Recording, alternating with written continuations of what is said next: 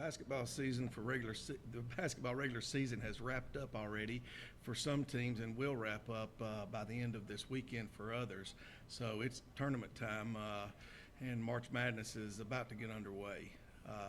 Here in Nashville, the Ohio Valley Conference returns to Municipal Auditorium, where the top 8 teams in the league will go.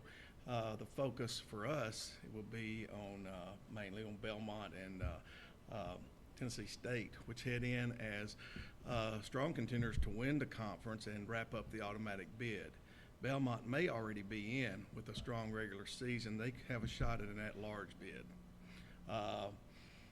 TSU, on the other hand, probably has to win the tournament in order to get in. Should be fun to watch.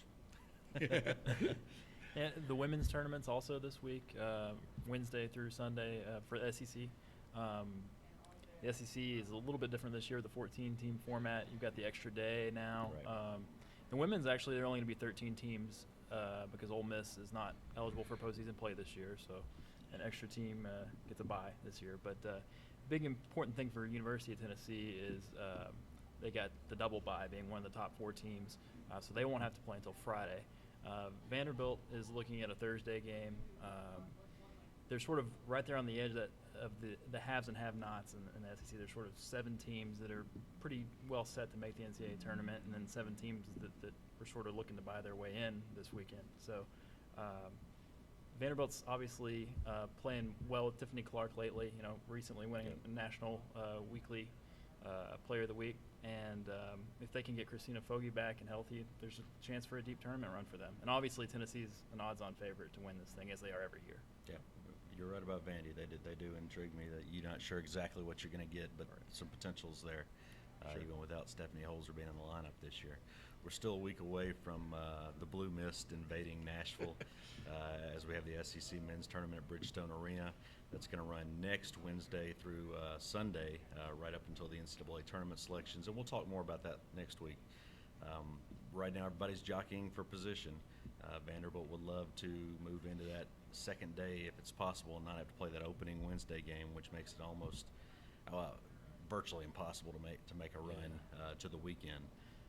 Tennessee's been hot lately.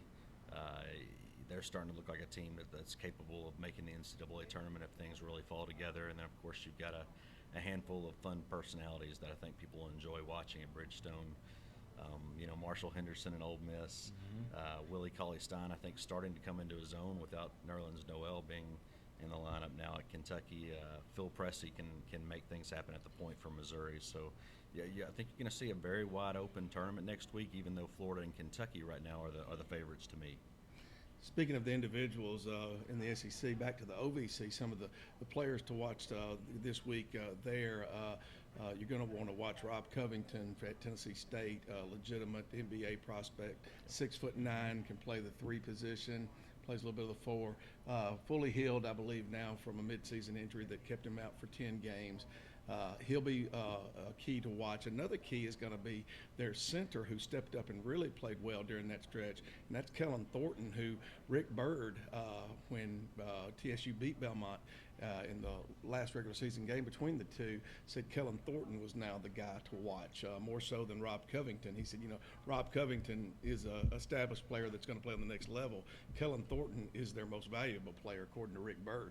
And about Rick Byrd and his team, you just got a whole litany of players, but the backcourt with Karan Johnson is just leading the way, and Ian Clark, those are just 2 of the best backcourt players in the country, regardless of any level. It was said that at the beginning of the season, and it's proven to be true all year long. So those are some of the individuals to watch. Murray State will come in with Isaiah Cannon, the leading scorer in the conference and one of the top offensive players on the mid-major level. And also the OVC women will be played at the same time. I failed to mention that a while ago. A lot more postseason basketball talk to come, so stay tuned to Tennessean.com. For Nick Cole and Mike Organ, I'm Jeff Lockridge.